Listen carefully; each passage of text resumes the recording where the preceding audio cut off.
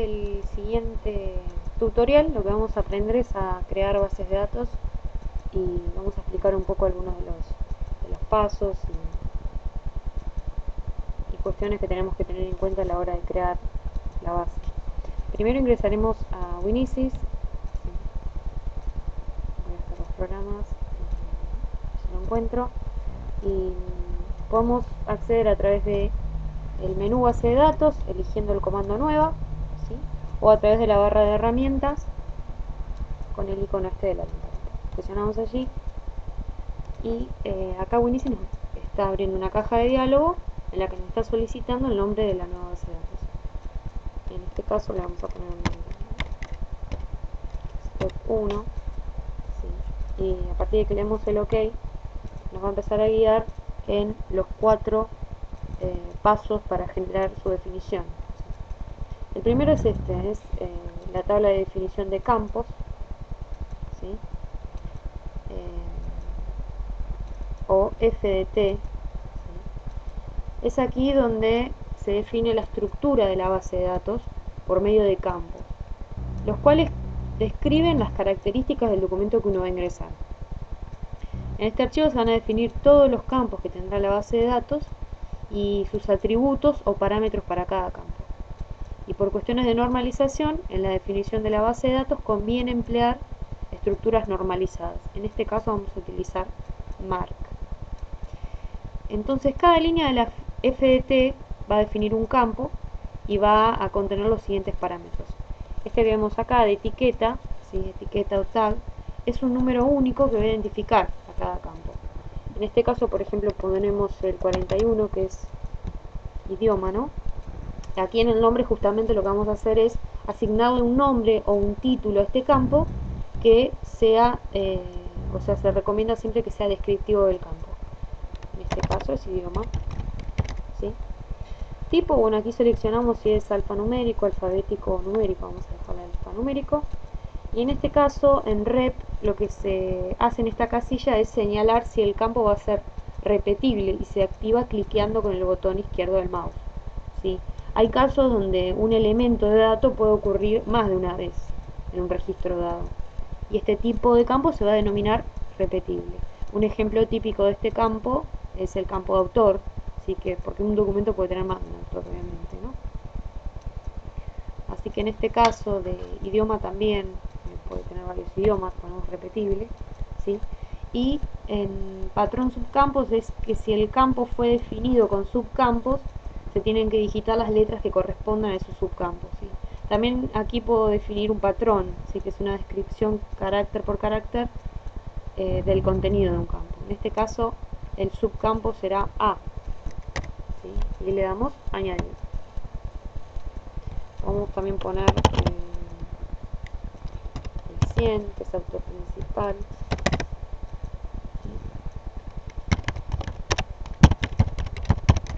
Principal, que es alfanumérico, que no es repetible y que tiene subcampos AD.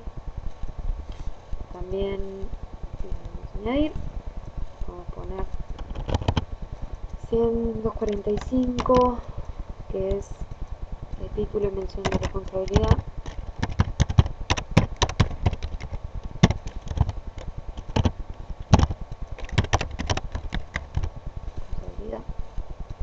Alfanumérico no repetible, subcampos ABC, añadir, 250, selección, es alfanumérico, no es repetible, ¿sí? Tiene subcampos A, esto, añadir, 250, 260, pie de imprenta,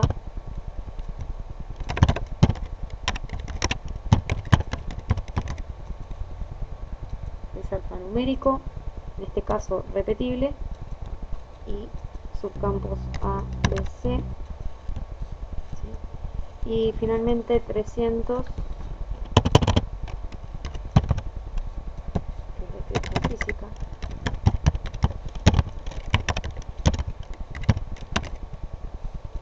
alfanumérico, repetible, subcampos campos ¿sí? Pasamos al siguiente paso de la definición de base de datos. Decimos, ¿sí? Bueno, pueden ver acá abajo que dice etapa 1, definición de campos, defina la estructura de la subbase de datos, ¿no? Me da más indicaciones. Continuamos. ¿Sí? Y en este paso estamos hablando de la hoja de entrada de datos o FMT, ¿sí? Que define la presentación, ¿sí?, de la pantalla empleada para el registro de los datos. Uno tiene que seleccionar los campos y el orden en el que se van a integrar a la hoja de ingreso. ¿Sí? Tenemos que, podemos o seleccionar los campos y pasarlos a través de este botón, o podemos, si queremos que pasen todos, a través de este, ¿sí? Y pasan todos de la izquierda a la derecha los campos de entrada de datos, ¿sí? O sea, pasan todos los campos a la hoja de ingreso de una sola vez presionando este botón que yo presioné, ¿sí? Luego pasamos, ven que abajo también dice etapa 2, definición de hojas de trabajo, ¿sí? Continuamos. Me dice, ¿desea utilizar el asistente para definir formatos de impresión de Winisis?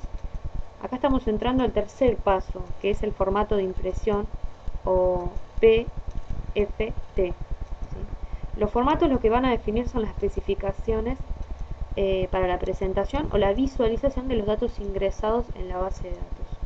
¿Sí? Y uno puede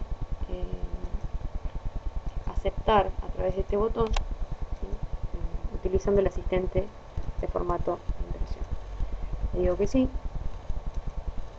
Y acá nos da a elegir el formato, ¿no? En este caso vamos a elegir el estilo normal. ¿Sí? Le damos OK. Y acá nos presenta, ¿sí?, cómo será el formato de estilo normal. ¿Sí? Abajo nos dice que estamos en la etapa 3, definición de formato de impresión. ¿Sí? Defina cómo quiere que ISIS presente sus datos al usuario final. Dice, ¿sí? Continuamos. Y ahora me dice, ¿desea utilizar el asistente de definición de diccionarios de Winisis? ¿Sí? Y nosotros en este caso le vamos a decir que sí. ¿Sí? Y a través de este paso lo que nosotros estamos haciendo es decirle al sistema, ¿sí?, cómo queremos recuperar la información. Dice, seleccione los campos que deberán ser incluidos en el diccionario de la base de datos. La técnica de indización elegida se aplicará sobre todos los campos. Entonces, en este paso nosotros estamos diciendo al sistema cómo vamos a recuperar la información a través del diccionario. ¿Sí? Yo este documento lo voy a recuperar por autor principal, por título, tal vez por edición. ¿Sí? Continúo.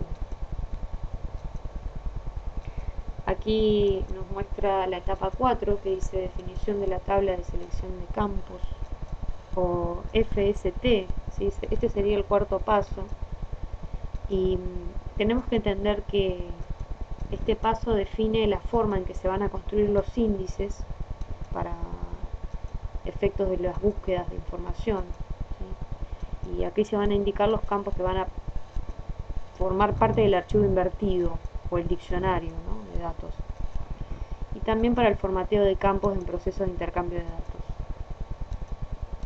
Y para generar esta FST uno puede recibir ayuda del asistente de diccionario, como hicimos nosotros recién cuando le dijimos que sí. ¿Sí? Y bueno, posteriormente aparece esta caja de diálogo, nos está explicando justamente cómo van a ser recuperados la información. Y le damos a terminar, ¿sí?, la opción terminar. Y ahora me dice que Winisis va a crear ahora la base de datos. Y me pregunta si deseo continuar, le digo que sí, estoy segura de lo que hice. Y ahora me dijo que la base de datos ha sido creada, ¿no? Así que ya hemos creado una base de datos. Le voy a aceptar y puedo cliquear sobre justamente test1.mst, le digo ok, y ya puedo trabajar sobre esta base de datos que creé recién.